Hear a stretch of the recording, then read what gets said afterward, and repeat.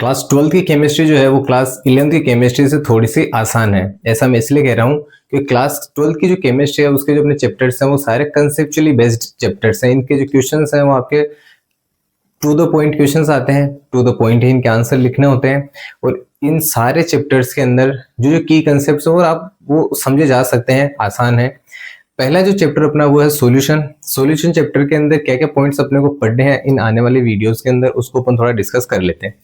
तो इस चैप्टर की शुरुआत अपन करेंगे कि जो सॉल्यूशन होता है वो दो टाइप का होता है। एक होता है आपका होमोजीनस और एक होता है हेट्रोजीनस सॉल्यूशन। ठीक है, जो सॉल्यूशन होता है उसके दो कंपोनेंट्स होते हैं, एक होता है सोल्यूट और एक होता है सोलवेंट।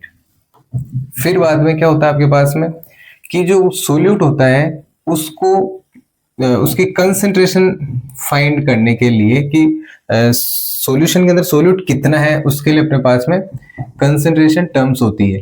मोलैलिटी अगर आपने थोड़ा बहुत नाम सुना हो तो वो सब अपन इसमें डिस्कस करेंगे।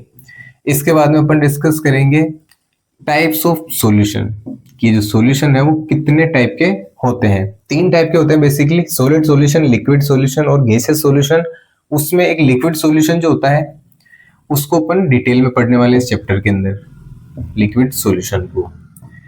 ठीक है, इसके बाद में अपन कुछ डेफिनेशंस को गो थ्रू करेंगे ताकि चैप्टर के अंदर अगर वो टर्म्स बार बार आए तो हमें कंफ्यूजन ना हो कि वो क्या है क्या नहीं है। जैसे एक नाम होता है आपके पास में डिसोल्यूशन, आपको बार बार मिलेगा। एक आएगा कि सेचुरेटेड सॉल्यूशन क्या होता है, इसको अपन को बार बार पढ़ना पड़ेगा। सेचुरेटेड के जैसा ही एक होता है अनसेचुरेटेड क्या होता है, क्रिस्टलाइजेशन क्या होता है। ये सारे डेफिनेशंस वो हैं जो रेगुलर ये वर्ड्स काम में आते रहते हैं, तो इसको अपन पहले क्लियर करके ही चलेंगे। ठीक है, कुछ डेफिनेशन हो जाएगी, उसके बाद में अपने पास में एक कंसेप्चुअल चीज आएगी, वो आएगी वेपर प्रेशर। ठीक है, इसको लेकर के कुछ चीजें अपन पढ़ेंगे। फिर बाद में वेपर प्रेशर का कंसेप्ट समझने के बाद अपन देखेंगे कि गैस इन लिक्विड, इस नाम से एक टॉपिक आएगा अपने पास में। इसमें कंपोनेंट दो गैस और लिक्विड है, तो अगर लिक्विड के अंदर गैस हो तो उससे क्या होता है क्या नहीं होता है उसको अपन थोड़ा पढ़ेंगे। इसी के अंदर ही एक बहुत इंपॉर्टेंट चीज है वो आपके पास हेनरीज लॉ, ये अपन इसमें पढ़ेंगे। जैसे ये कंप्लीट होता है फिर अपन पढ़ेंगे लिक्विड इन लिक्विड। यहाँ पे भी दोनों कंपोनेंट हैं वो आपके लिक्विड होंगे। यहाँ पे एक इंपॉर्टेंट चीज आएगी और वो आएगा रोल्स लॉ, क्या होता है वो अपन यहाँ देखेंगे। इसके बाद में आएगा सॉलिड इन लिक्विड। ठीक है, ये भी एक टॉपिक है, इसको कंप्लीट करेंगे। फिर बाद में इस चैप्टर की सबसे इंपॉर्टेंट चीज और वो है आपकी कोलिगेटिव प्रॉपर्टी।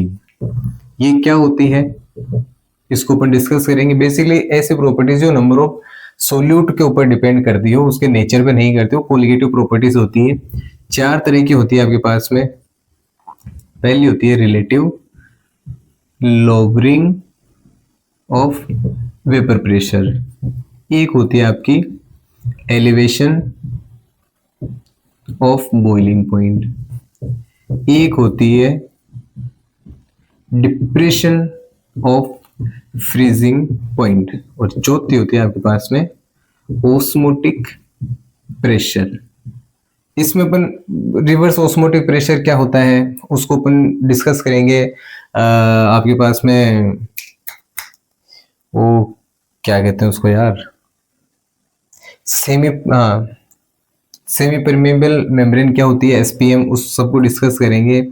और इसके लास्ट के अंदर फिर एक लास्ट टॉपिक आएगा और वो आएगा आपका एबनॉर्मल मोलर मास का, जिसके अंदर वॉन ऑफ फैक्टर को पढ़ करके इस चैप्टर को अपन कहेंगे टाटा बाय बाय। तो ये सारा सब कुछ रहेगा आपका पहला जो चैप्टर है आपका सॉल्यूशन, उसके अंदर।